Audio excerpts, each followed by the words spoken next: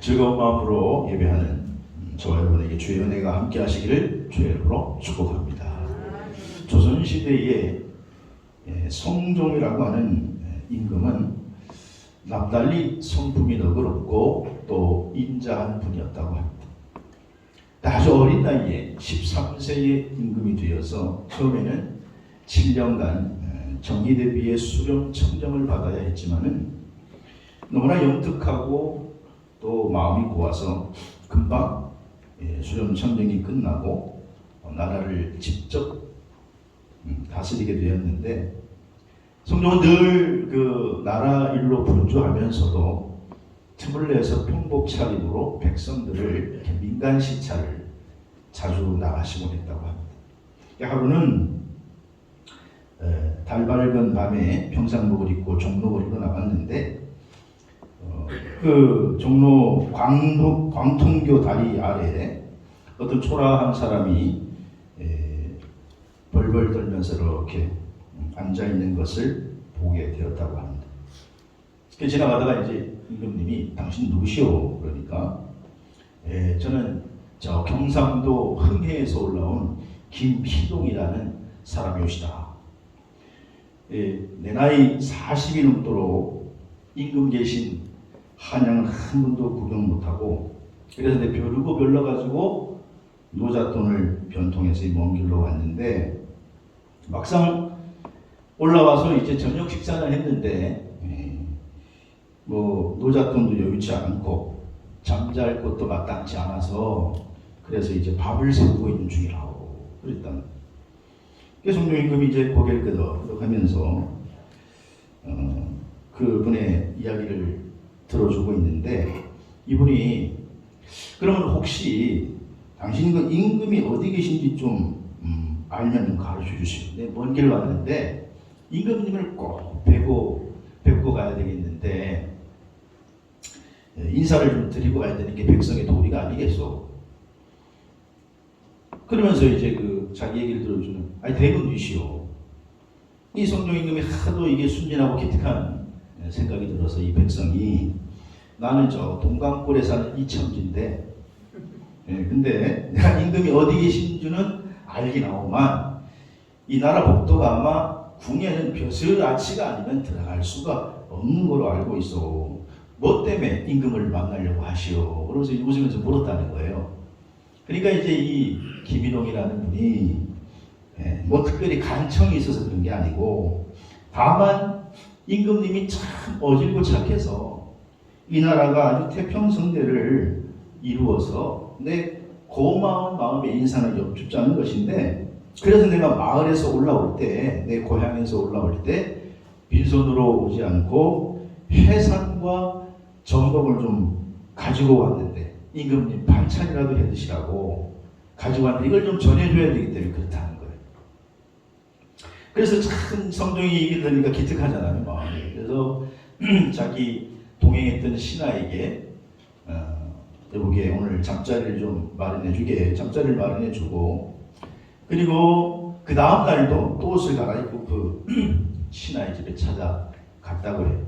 그러니까 이제 김희동이가 반갑게 맞아주면서 혹시 임금을 만날 수 있겠느냐. 그러자 그거는 힘들 것 같소. 하지만은 내가 한번 힘을 좀 써볼 텐데, 내가 내일이라도 임금을 좀 만날 수 있도록 내가 힘을 써볼 텐데 잘 될지 안 될지는 모르겠어. 그러니까 이 김희동 이분이 풀이 죽어서 나 같은 사람이 그렇지 만날 수 있겠냐고. 그러니까 혹시 임금을 만나면 임금님이 만약에 당신을 만나서 벼슬을 내려준다고 하면은 뭔 벼슬을 받고 싶소? 그러니까 만나지도 못하는데 뭔 벼슬? 그래도 한번 얘기는 해보라. 그러니까 우리 동네에 박충의라는 그런 사람이 있는데, 이게 충의 조사라는 벼슬인데, 충의 초사라는 벼슬인데, 그 충의라는 벼슬이 참 조합입니다. 그러더라는 거예요. 그래서 알았어, 내 어떻게든 변통을 해서 내가 궁궐로 한번 들어갈 수 있도록 해보겠어. 그리고는 이튿날에 영을 내려서 불러오게 했죠. 그래서 임금 앞에 불려갔어요. 있을 수가 없는 일인데 놀라운 일이 벌어진 거죠. 그래서 임금을 만나고 너는 누구냐? 예, 저는 저 경상도 흑에 사는 김동입니다. 그래, 백성이 감히 임금을 만날 수 없지만은 오늘 특별하게 이첨지가 부탁을 해서 내가 만나게 한 것이다. 그러면서 고개를 들어 나를 봐라. 그랬더니 봤더니까 누굽니까? 자기랑 이야기를 나눴던 이첨지. 아니 이첨지가 어떻게 그 자리에 있어?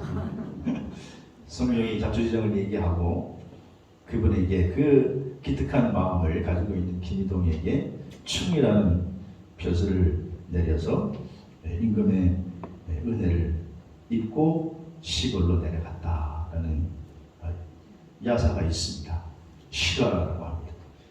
그러니까 그는 임금을 만나기 위해서 자기가 그냥 가지고 있는 정성을 나름대로 가지고 임금님을 만나러 올라갔던 거죠.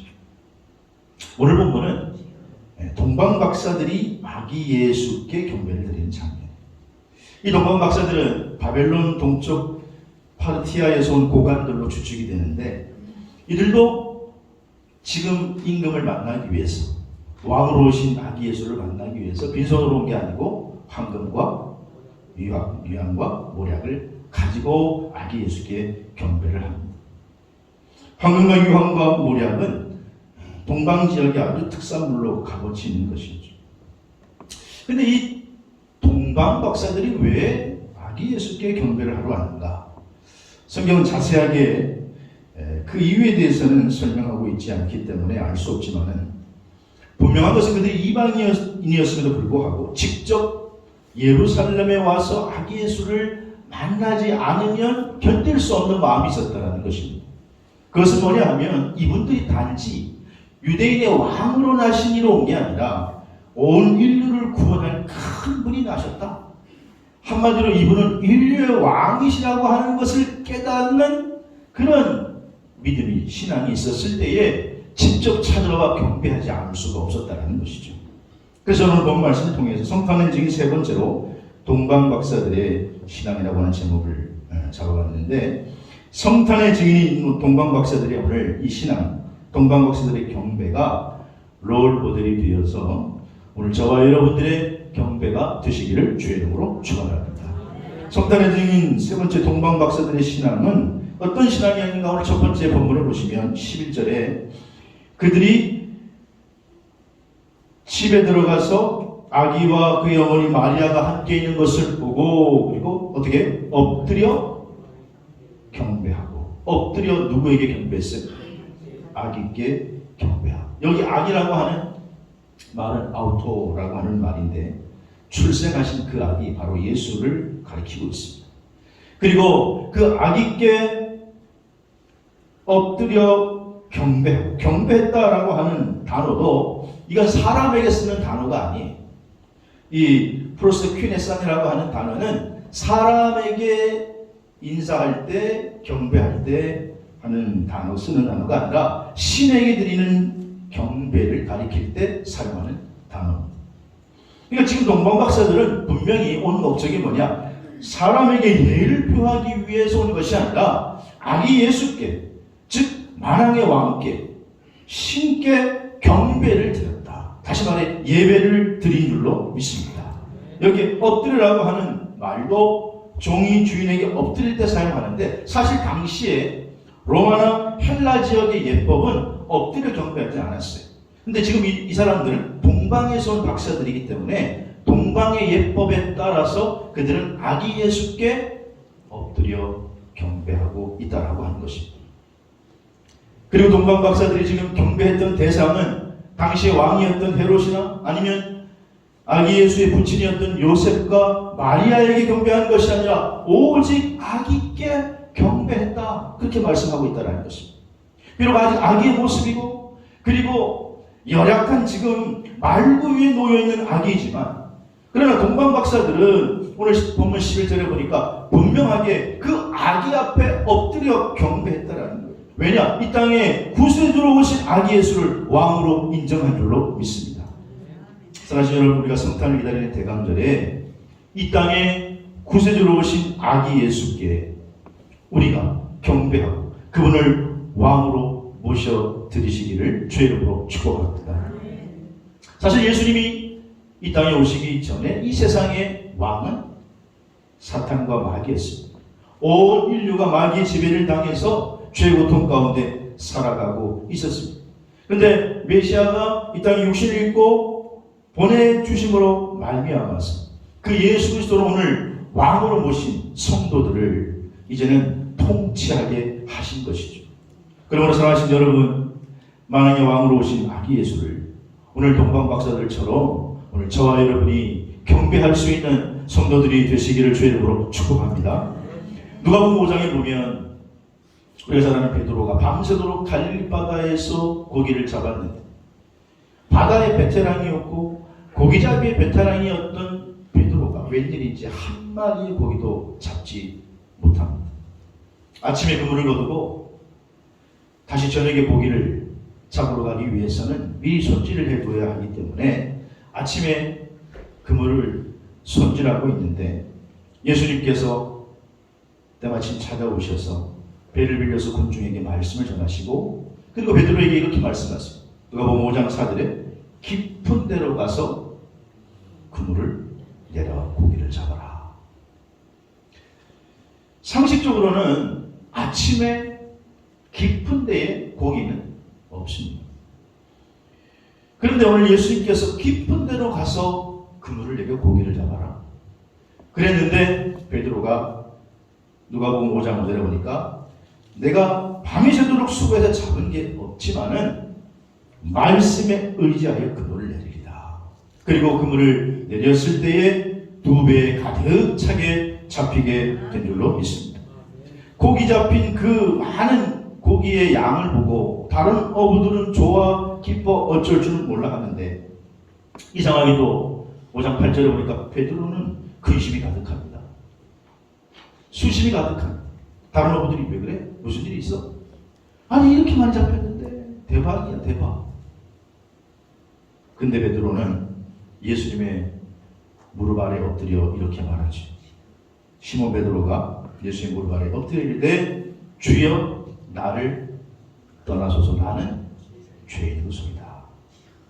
그는 그 사건을 통해서 예수님은 단순한 인생의 스승이요 랍비 정도가 아니라고 하는 사실을 깨닫게 되는 거예요. 베드로는 지금 이분은 메시아구나. 이분은 만왕의 왕이시구나. 우리 인생을 통치하고 다스리시는 주인이시구나 라고 하는 것을 알았기 때문에 그는 엎드려 벌벌 떨면서 주여 나를 떠나소서 나는 죄인입니다. 당신 앞에 나는 죄인입니다. 그렇게 고백했던 것이죠. 그때 예수님께서 베드로에게 나를 따르라 이제부터는 너는 사람 낚는 어부가 되리라 그렇게 말씀하신 줄로 믿습니다.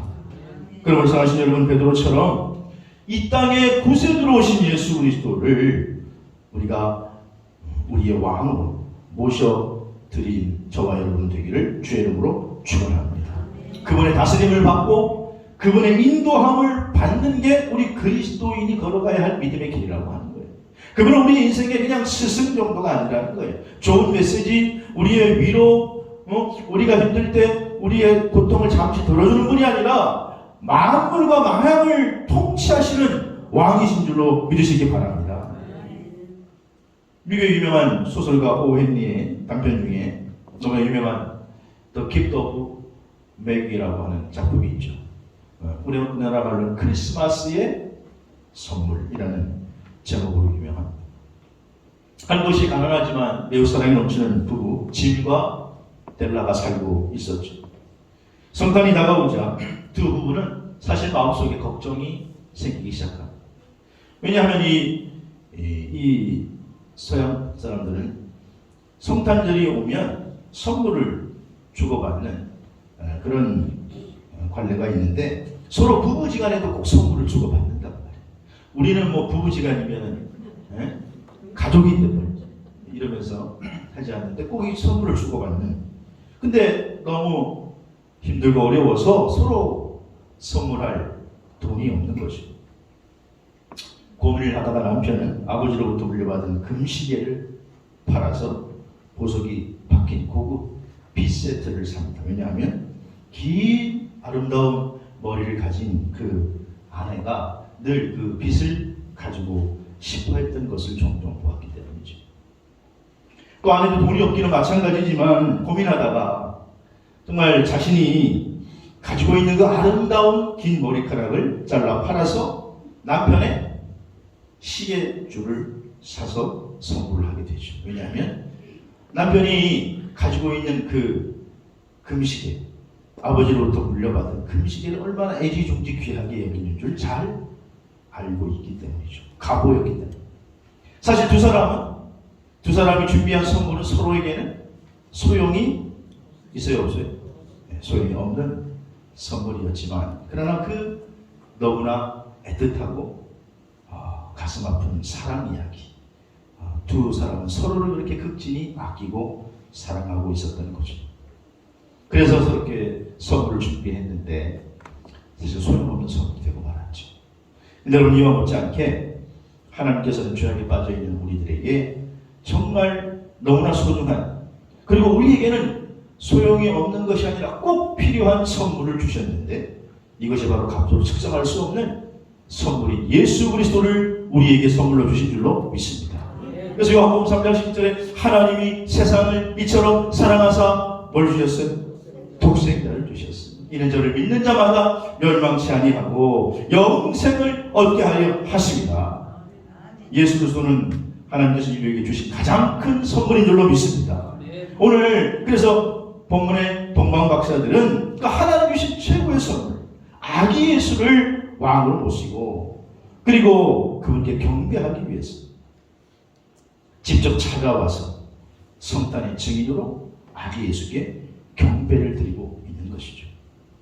요셉에게 경배한 것이 아닙니다. 그 아기를 낳았던 마리아에게 경배한 것이 아닙니다. 오직 아기 예수께 경배하게 된 줄로 믿습니다.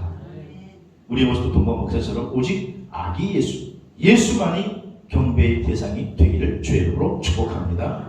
두 번째로 오늘 성탄의 증인, 세 번째로 이 동방 박사들의 신앙은요, 오늘 11절 마지막에 보니까 세 가지 예물을 드렸어요.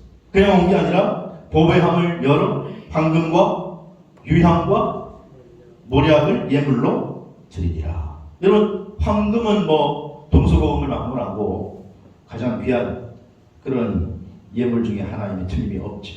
그리고 유향은 아라비아 지방에서 나는 향내나는 그런 흰색의 액체고, 또 모략은 아라비아 지방에서 나는 그런 고가의 향기를 내는 향유 중에 하나인데 많이 당시에 방부제로 사용했다고 해요. 그래서 향수보다도 몇 배나 더 비쌌다고 합니다. 그러니까 이 세 가지 가장 귀한 것을 오늘 가지고 와서 주님께 드렸다라고 하는 거예요. 그러니까 동방 박사는 지금 메시아이신 아기 예수께 오면서 빈손으로 온 게 아니라 가장 귀한 것을 가지고 와서 아기 예수께 경배했다.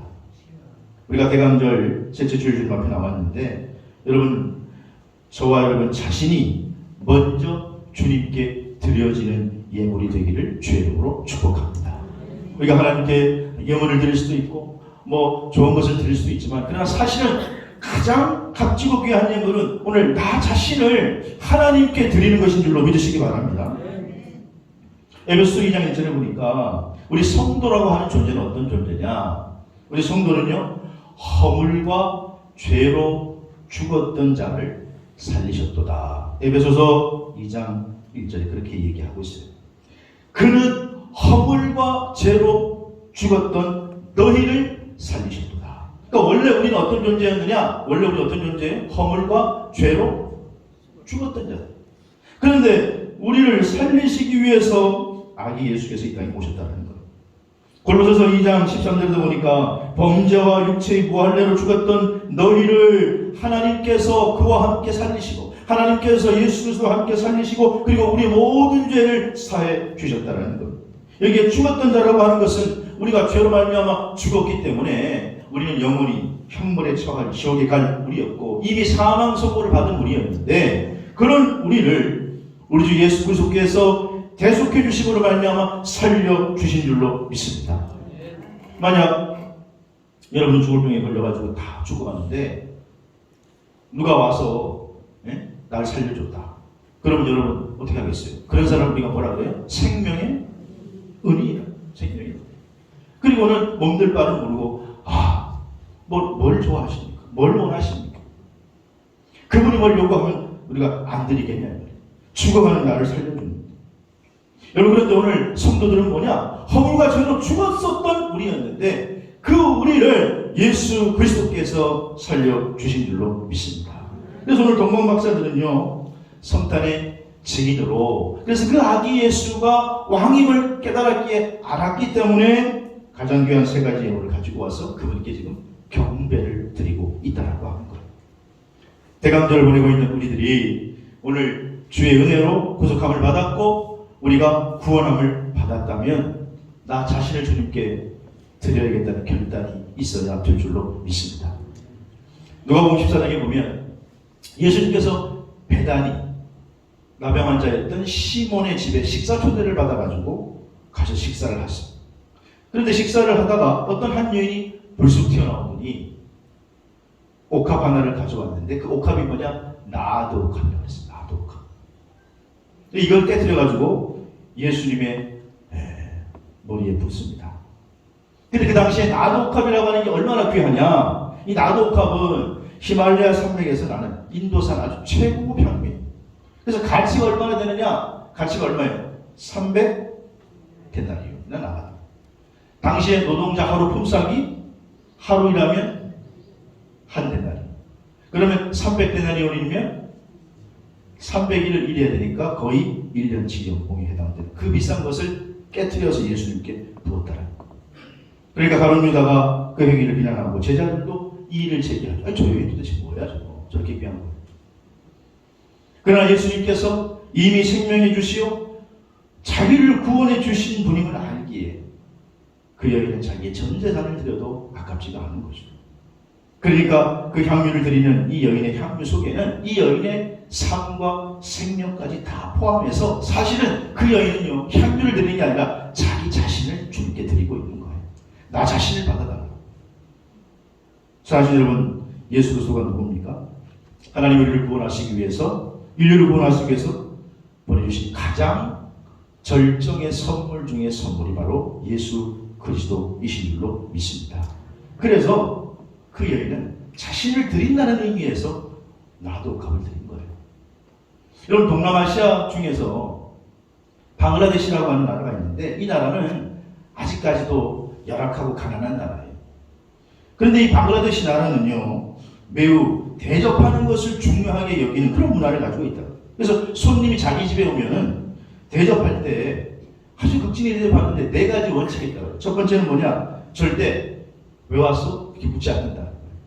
두 번째는 무조건 손님이 오면 안으로 들어오라고. 안으로 들어오라고.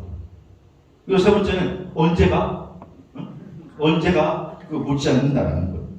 그리고 네 번째는 아무 형편이 어려워도 가장 귀하고 맛있는 것을 자꾸자꾸 내놓는다고 합니다. 그래서 이런 방글라데시 문화 때문에 처음 방글라데시 사람의 집을 방문한 사람들은 무척 당황해 한다고 해요. 왜냐하면 이렇게 보기에는 가난한데 자꾸 시간이 지나면 지날수록 음식이 나오는데 점점 좋은 음식을 자꾸 대접하니까 그것도 너무 이렇게 웃으면서 즐거워하면서 자꾸 대접을 하니까 이 사람들이 도대체 무슨 꿍꿍이가 있나? 에? 무슨 이유 때문에 이렇게 나를 잘 대접하나? 그렇게 생각을 한다는 거예요. 근데 사실 그것이 바로 방글라데시 나라의 문화라고 해요. 아무리 어려워도 내일 먹을 양식이 없어도 그들은 그렇게 대접하고 내어주는 것을 매우 즐거워한다라는 거예요.